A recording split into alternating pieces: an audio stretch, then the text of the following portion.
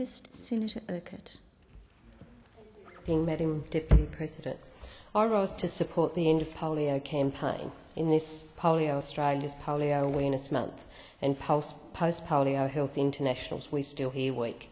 The end of the polio campaign by the Global Poverty Project seeks to raise the final few $100 million required to fully fund the Global Polio Eradication Initiative in its efforts to wipe out this highly infectious, crippling disease. The global community is 99% of the way there.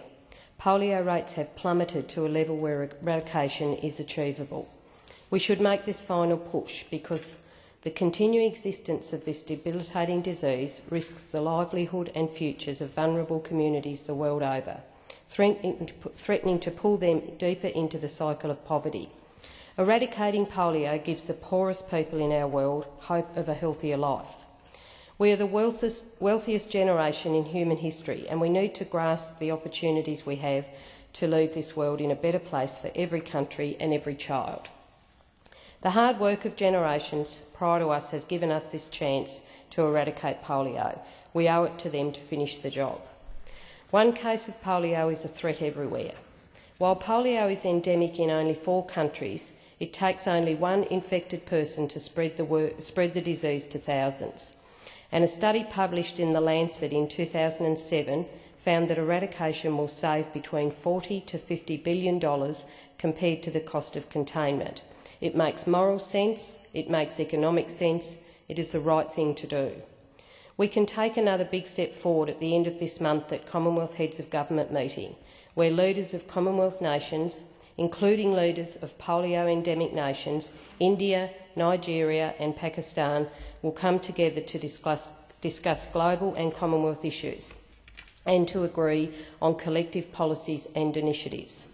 At previous CHOGM meetings, significant discussions and decisions have included majority rule and independence for Zimbabwe, sanctions against South Africa and the encouragement of the end of apartheid, nuclear testing in the Pacific, and Zimbabwe's suspension, then departure from the Commonwealth. The theme of CHOGM 2011 is building global resilience, building national resilience.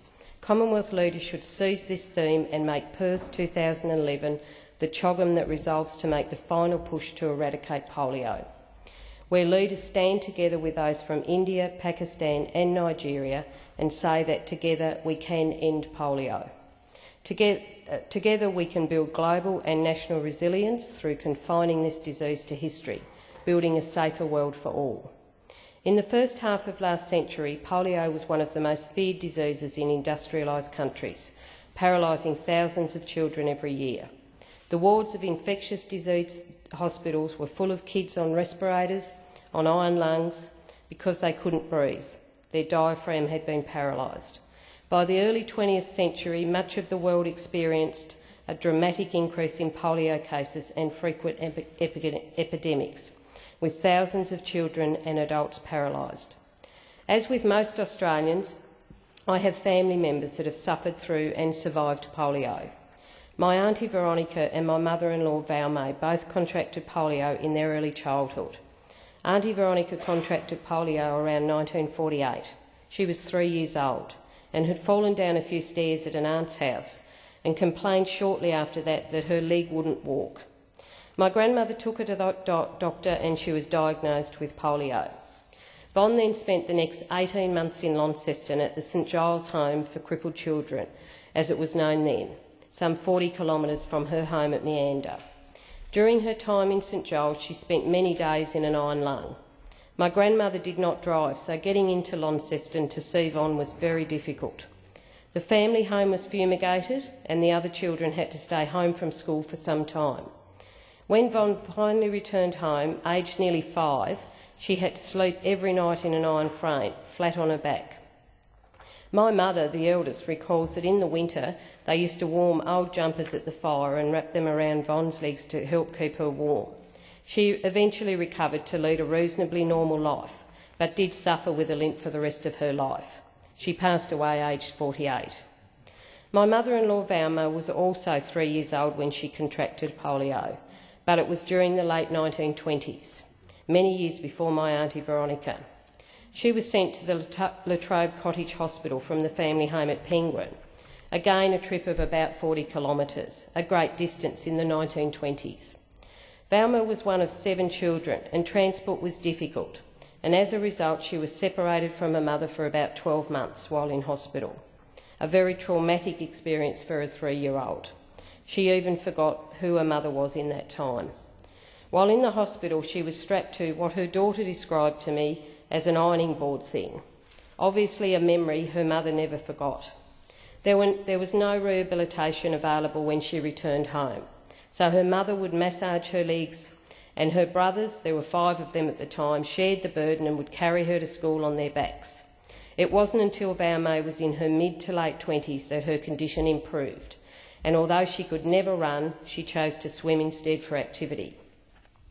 Valma eventually moved to a warmer climate in northern New South Wales, but continued throughout her life to suffer post-polio syndrome, and all her life had great difficulty in walking and getting around freely. My auntie Veronica and my mother-in-law Valma were just 2 of the many thousands of Australians who contracted polio during epidemics in the first half of the 20th century. This week, as I said, is Post-Polio Health International's We Still Here Week, which seeks to highlight that there are many thousands of Australian polio survivors. These survivors who caught polio around the time of my relatives or who had migrated to Australia are now experiencing the late effects of polio, which have a significant and negative impact on their mobility and independence. I say to these people that your campaign to be heard is working. You are not alone. Luckily for most of the current generations of Australians and the rest of the developed world, a vaccine for polio has been in full-scale use since the early 1960s. Unlike most medical breakthroughs, its creator, Jonas Salk, did not patent his vacuum, famously quoting, "Could you patent the sun?" This vaccine, which has been developed through donations from the people, was in turn provided to the people free of charge.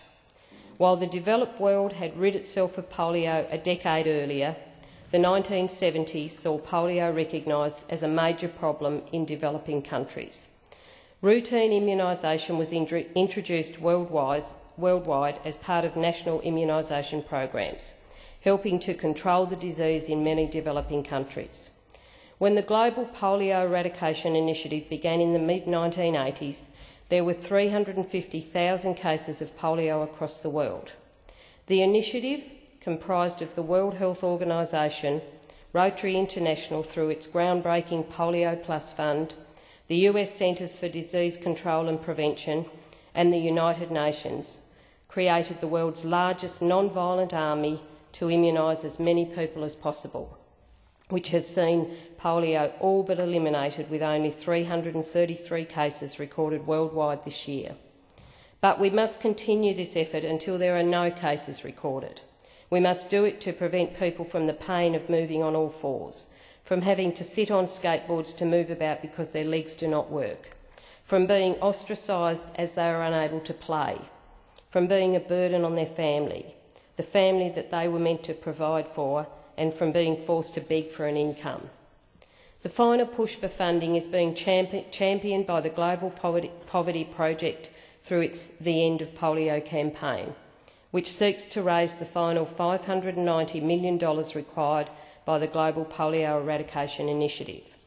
This campaign includes the End of Polio concert at the Belvoir Amphitheatre in Perth on the first day of CHOGM. That will continue the push for Commonwealth leaders to use the CHOGM 2011 to make a firm commitment to take the last steps in fighting polio. As I mentioned earlier, this year's theme is building global resilience, building national resilience, which ties in perfectly with the message of eradicating one of the biggest barriers to building resilience, the continued infection of the world's poorest children with polio. As CHOGM brings together 3 of the 4 remaining polio-endemic countries and representatives from a number of key donor countries, it presents a huge opportunity to focus global attention on polio, to secure a declaration of support from Commonwealth leaders and to encourage financial contributions from Commonwealth members.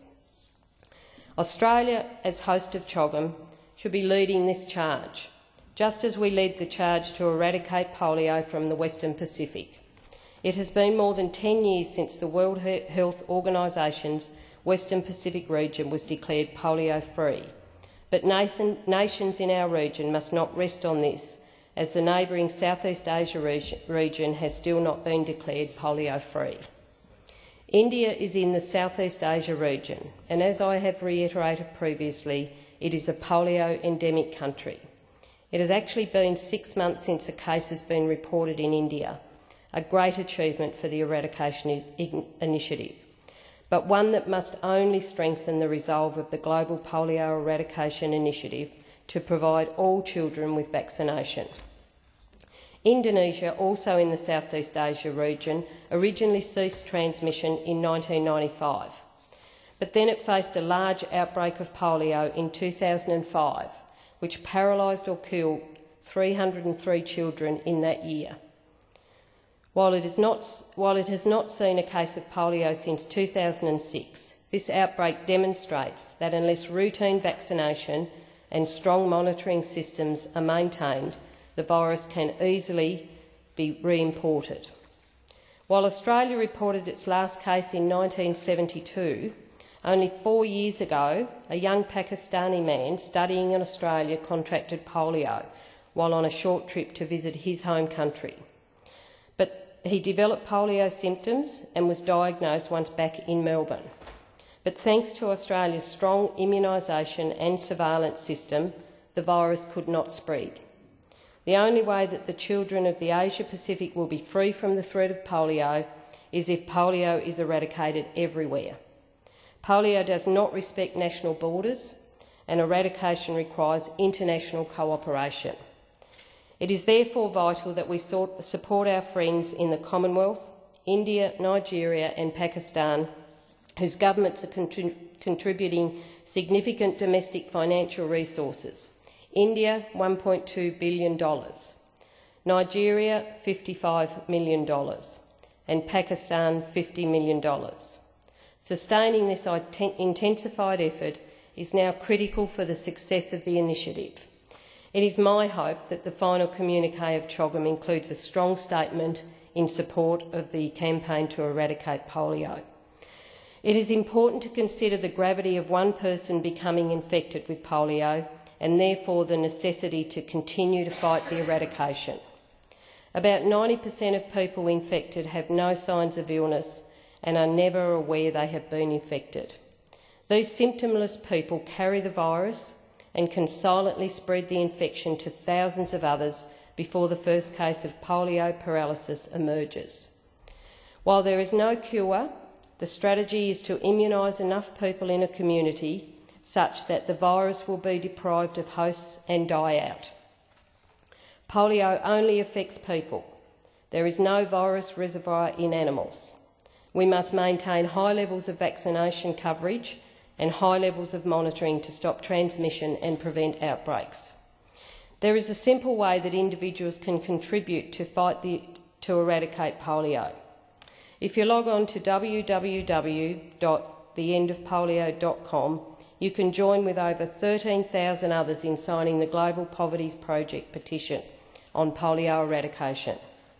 This petition has an extra bonus though. For every signature recorded, the Rotary Club of Crawley in Perth, Western Australia, has committed to donate $1 Australian, which is enough to vaccinate a child against polio, to the Global Polio Eradication Initiative. I congratulate this Rotary Club and other Rotary clubs right across the world for their ongoing support and tireless work to remove this tremendous threat to the world's poorest children. I note that this issue was highlighted in motions brought to both houses by a group of senators led by Labor Senator Trish Crossan and a group of members led by Labor MP Andrew Leigh. I lend my support to their motions. I also note that Labor Senators Claire Moore and Louise Pratt spoke in the adjournment debate last night on this issue. It is great to see such strong support in this place for the eradication of polio. Current Australian of the Year and Global Poverty Project Director Simon McKeon said at the end of polio campaign event in September that the fact that we haven't obliterated it is actually a bit of a blight on us. While I agree with Simon, I take hope from the fact that the development of an effective polio vaccine was one of the major medical breakthroughs of the 20th century, and that the eradication of polio can soon become one of the major medical breakthroughs of the 21st century. Senator, your time has expired.